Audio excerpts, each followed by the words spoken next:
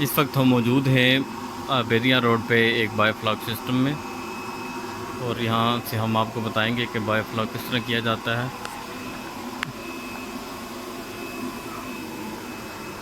یہاں مختلف انہوں نے ٹینکس لگائے ہوئے ہیں، کچھ کے اندر بایو فلاک بن رہا ہے اور کچھ کے اندر بایو فلاک نہیں ہے۔ وہ 550 تھی، یہ 610 میں دی اس میں۔ اس کی جو ٹارپ ہے، ٹارپ سے لے کے یہ انسولیشن فارم جو ہے، اس کے علاوہ یہ جس کی تار ہے، سریوں کے بیچ میں بینڈ ہے، اس میں 3 سپورٹ دی ہیں ہم نے، فرنٹ پہ رہیں گے، یہ مڈ میں رہیں گے اور ایک بیس پہ رہیں گے۔ اور اسی طرح یہ جو گیپ سینٹر میں سریوں کا یہ گیپ ہے، اس میں 7 سریے تھے اور اس میں 11 سریے تھے، بیچ میں گیپ ریڈیوس کر دیا ہم نے۔ اسی طرح یہ باکس کا گیپ بھی ہم نے ریڈیوس کیا، تقریباً 1 میٹر پہ لگا ہے۔ ہاں جی بالکل ایسے ہی ہے۔ اس کے علاوہ یہ ہم نے کیا کہتے ہیں ٹارپولین زیادہ اس کی ہیوی لی تھی کہ ہم نے کہا تھا ڈفرینس چیک کر لیں، اس سے زیادہ پرائز کا ڈفرینس نہیں ہے، 30 گز۔ اور میرا یہاں پہ 2 پائی آر کے حساب سے سرکمفرنس کے حساب سے ہم نے سرکمفرنس نکال لیا، جتنے فٹ بنا رننگ فٹ اس میں گز دے دیا تھا مجھ سے۔ نیکسٹ اسٹیپ، اور سر اس کے بعد پھر ہم نے انسولیشن کے لیے یہ جمبولٹ وہ فارم کی انسولیشن کی ہے، تاکہ تھوڑا سا 1 سے 1.5 ڈگری کے بیئر کر سکے، تھوڑی بہت سپورٹ دیتا ہے یہ۔ اس کے علاوہ بیڈنگ ہم نے اس کی ہے تقریباً 1.25 فٹ کی سلوپ دی ہے ہم نے سینٹر میں، اس میں 1.25 فٹ ٹھیک ہے۔ 8 انچ کی سینٹر سائڈ سے سینٹر میں 8 to 9 انچز کی ہم نے وہ سلوپ دی ہے سینٹر میں۔ نیکسٹ، اور اس کی ڈرین ہے، ڈرین آپ کو میں دکھا دی اسی طرح، اور یہ سینٹر میں اس کی نکل رہی ہے۔ اب یہ ہم لوگوں نے اب نیکسٹ پلان ہمارا یہ ہے کہ اس کے آگے وال لگا دیں گے ہم، وال ڈالیں گے، کیونکہ وہ پریشر جب کھولتے ہیں تو پریشر زیادہ ہوتا ہے، ہاں تو پریشر زیادہ ہوتا ہے، تو اب اس میں انشاءاللہ وہ کریں گے۔ اور یہ سینٹر میں ایریشن کے لیے ہم لوگ ایرو ٹیوبز یوز کرتے ہیں، ہم ایئر اسٹون بالکل نہیں یوز کرتے۔ اس کا کیا نقصان فائدہ؟ آپ کو میرے پاس ایئر اسٹون بھی پڑے ہیں، میں ایئر اسٹون اور اس کا ببل آپ کو دکھا دیتا ہوں۔ آپ ببل میں سیمیٹری میں ڈفرینس پتہ چل جائے گا، بہت سیمیٹری میں بہت ڈفرینس ہے، اس کا ویری فائن۔ بایو فلاک کتنے دن میں تیار ہو جاتا ہے؟ سر بایو فلاک آپ سمجھ لیں کہ 72 آورس، آپ کو 72 آورس سے پہلے بھی ہو جاتا ہے، ملٹیپلیکیشن تو آپ کی سڈن اسی ٹائم ہو جاتی میں ہے پانی میں۔ کوئکلی پوچھوں گا اس کی کمپوزیشن کیا ہے بایو فلاک کی؟ سر کمپوزیشن میں بایو فلاک میں ہم لوگ پرو بایوٹک ڈالتے ہیں، کیمپرونوپرو کا، اور اس کے علاوہ ہم لوگ اس کو پانی کو انریچ کرتے ہیں کاربن سورس سے۔ ٹھیک ہے، کاربن سورس کے طور پہ آپ مولیسز یوز کر سکتے ہیں، اسٹارچ یوز کر سکتے ہیں۔ ہم لوگ جو مارکیٹ میں ایزیلی اویلیبل ہے مولیسز کے طور پہ، کاربن سورس کے طور پہ گڑ یوز کرتے ہیں۔ اور اس میں پروڈکشن کا سائیکل؟ سر پروڈکشن کا سائیکل جو آئیڈیل سائیکل ہے وہ ہے جی مارچ یا اپریل سے سٹارٹ کریں اور اکتوبر تک آپ اینڈ کریں۔ اور اللہ کا شکر ہے ہم نے جو ٹیمپریچر مینٹین کیا ہے یہ گرین شیڈ کے تھرو، تو ہم نے تو سردیوں میں بھی سائز گین کروایا اور ہم نے سردیوں میں بھی ان سے گروتھ لی ہے۔ فیڈنگ وغیرہ ہماری بالکل نہیں رکی، اور ہمارا فیڈ کی پرسنٹیج فیڈ کی پرسنٹیج ہم نے ڈفرینٹ ویری کی ہے، ڈپینڈ کرتا ہے جو آئیڈیل فارمنگ کے لیے آپ کا ٹریڈیشنل ہے نا، وہ یہ ہے کہ جتنا چھوٹا سائز ہے اتنی ہائی پروٹین اور ہائی پرسنٹیج رکھنی ہے، تاکہ اس کی مسل بلڈنگ میں، پروٹین بلڈنگ میں اس کو زیادہ سے زیادہ ہیلپ ہو سکے، جتنی زیادہ ہو سکتی ہے۔ تو ہم نے ڈفرینٹ ویریشنز بھی رکھی ہیں اور ایکسپیریمنٹس بھی کیے ہیں۔ ہم نے ویری کی ہے 2% سے لے کے 6% تک باڈی ویٹ کے حساب سے فیڈ دی ہے، اس حساب سے ڈفرینٹ ویریشن میں ہمیں گروتھ ملی ہے ان کی۔ Thank you. آپ سے یہ سوال ہے کہ پرو بایوٹکس کے بارے میں بتائیے گا، عوام کے بڑے سوال ہیں اس کے بارے میں۔ سر پرو بایوٹکس اسی طرح ہی ہے نا، پرو بایوٹکس آپ ڈپینڈ کرتا ہے، اویلیبلٹی تو ساری ہے۔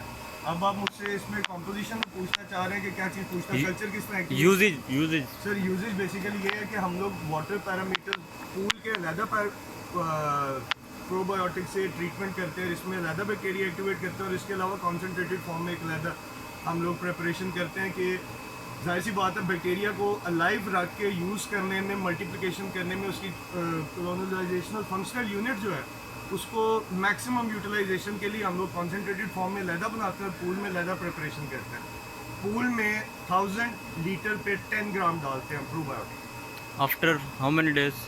فرسٹ پریپریشن پہ، ٹھیک ہے، فرسٹ پریپریشن پہ، اس کے بعد آفٹر ایوری ویکینڈ پہ۔ اس کے اندر آپ کو فلاک نظر آ رہا ہے، یہ سیٹل ہو رہا ہے، یہ انہوں نے بڑی محنت سے تیار کیا ہے۔ اس میں نہیں، پول کی پریپریشن میں پونڈ کی کہہ رہا ہے، اس میں 160 گرام پرو بایوٹک ہے اور تقریباً 2 سے 2.5 kg مولیسس سورس، کاربن سورس میں یوز کیا، گڑ उसको मैं उबाल के उसके ऊपर से जो इम्प्योरिटीज़ होती हैं उसको छान के फिर इसमें ऐड करता हूँ और इंटरवल में मैं ऐड करता हूँ डाइल्यूट करके थोड़ा पानी में उसे तकरीबन कह लें आप 6 से 7 घंटे के इंटरवल में ना 1.5 घंटे के इंटरवल से एक जब ऐड कर देता हूँ। पहले मैं पानी को इनरिच कर देता हूँ कार्बन सोर्स से क्योंकि इसके अंदर अपना बैक्टीरिया सोर्स भी तो अवेलेबल होता ही है, कोई ना कोई, अब वो नहीं पता किस किस्म का हार्मफुल है, बैचिलर से क्या है, सबटाइलर से क्या है, जो भी चीज़ है वो उसका सच आइडिया नहीं हो सकता। फिर मैं ये करता हूँ कि जब कार्बन सोर्स इफेक्टिवली कर देता हूँ, तीनों इंटरवल मैंने कार्बन सोर्स के डाल दिए, चौथे इंटरवल में मैं फिर कार्बन सोर्स में ही ऐड करके थोड़ी सी 20-25 मिनट रेशन दे के ना उसे थोड़ी इसको बनाते हैं। और इसमें फिर ऐड करता हूँ। कितनी फीड यूज़ कर रहे हैं? फीड इसकी इसमें मेरे ख्याल से यूज़ हो रहा है 2000 उसको 2 kg इसमें क्वांटिटी कितनी है? जा रही है डेली। हाँ जी, इसमें तकरीबन है कोई 1000 के 1200 के करीब पीस है। आ रही है कितनी 1200? सर ये पीस कितने दिनों में इसका वेट हुआ है? ये सर ये हम लोगों ने अगस्त के एंड में, ये अगस्त के एंड में आया सर। कितने ग्राम का था? सर ये 40 ग्राम का। ये सितंबर में डाला गया था, 40 ग्राम इसका साइज था। इसके बारे में गाइड कीजिएगा। सर ये कॉन्सेंट्रेटेड फॉर्म में हम बैक्टीरिया अलाइव रखते हैं अच्छा, कि हमें दोबारा पूल्स में डाल के रिएक्शन ना करना पड़े। इसमें हमने कॉन्सेंट्रेटेड फॉर्म में पहले बैक्टीरिया एक्टिवेट करके उसे ऑक्सीजन सोर्स। क्या इंडिकेटर है कि ये इसकी ठीक है, ये ठीक बना है?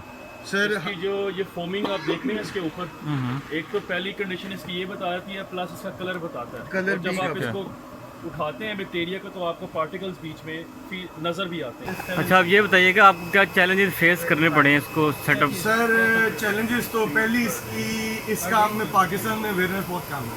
ठीक है। फर्स्ट के अगर हमें कोई टेक्निकल बैकग्राउंड पे किसी से कोई हेल्प आउट चाहिए होती है, कोई मदद चाहिए होती है, तो उस तरह समझ लें दुनिया का एक्सपोजर नहीं है। वो बंदों का एक्सपोजर है, वो बहुत लिमिटेड से लोग हैं और वो बिजी बहुत है। ठीक है। और उसके अलावा आप देख रहे होंगे इंडिया में लास्ट 2019 में सिर्फ श्रिम्प से ना सर उन्होंने $3.7 बिलियन की yield ली है।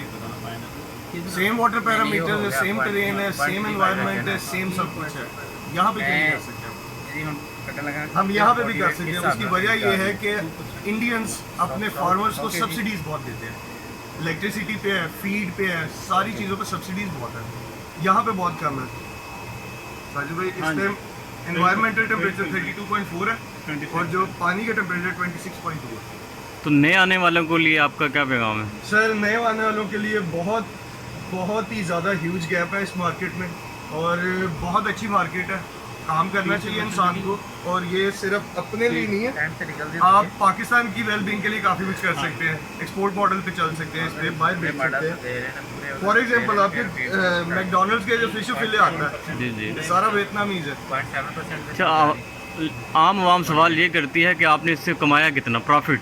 सर आप अब इसको फाइनेंशियल मॉडल लेके चलेंगे बिल्कुल, तो आप इसको 2 से 3 सेग्रीगेशन करके पैसे भी कमा सकते हैं और आप इससे काफ़ी अच्छा फाइनेंशियल मॉडल भी लेके जा सकते हैं। वो किस तरह के आप फार्मिंग कर सकते हैं, हैचिंग कर सकते हैं, नर्सिंग कर सकते हैं। अब जिस तरह हम लोगों ने नर्सिंग की है, जी जी। अब नर्सिंग का मुझे ये 3 रुपये का बच्चा मिला है, 2.5 रुपये का बच्चा मिला है। मैं इसे महीना 2 महीने रखता हूँ, 20 से 25 ग्राम 30 ग्राम का एवरेज वेट करके मैं मार्केट में बेच देता हूँ। 15 से 20 के दरम्यान मेरे ख्याल से आराम से बिकना चाहिए। वो है। उसके अलावा इसका मंडी में थोड़ी सी मैंने सेल की थी, मुझे वो तकरीबन उन्होंने कुछ पीसेज आए थे सर मेरे जिनका 580 प्लस वेट हुआ था। थोड़ी सी सिमेट्री आनी बंद हो गई थी, तो वो तकरीबन 400-500 के करीब पीसेज। मुझे कुछ भी ना करें, मंडी तो आपके पास लास्ट रिजॉर्ट है ही है, उन्होंने मुझे 235 के करीब उनका रेट दिया था। तो फाइनेंशियल मॉडल इसको ले, ये इकॉनमीज ऑफ स्केल वाला काम है। ठीक है। जितना आप एक्सपैंड करेंगे उतनी इकॉनमीज ऑफ स्केल आप ज़्यादा अच्छी तरीके से मीट कर सकते हैं। अब आप स्पीशीज़ टू स्पीशी भी वेरी करता है। अब फ्रेश वाटर में बेशुमार स्पीशीज़ है, और पे जाएंगे तो उसका रिजल्ट और आएगा। तो अभी ये कह लें कि बिगनर्स के लिए तिलापिया बेहतर चीज़ है। उसको एक वाटर के कल्चर का ना हो अच्छे तरीके से पता लग जाएगा कि किस तरह आपने, क्योंकि वाटर के अंदर बहुत सारी चीज़ें हैं। तो एक और सवाल नए आने वालों के लिए कि रॉ मटेरियल पाकिस्तान में इजीली अवेलेबल है?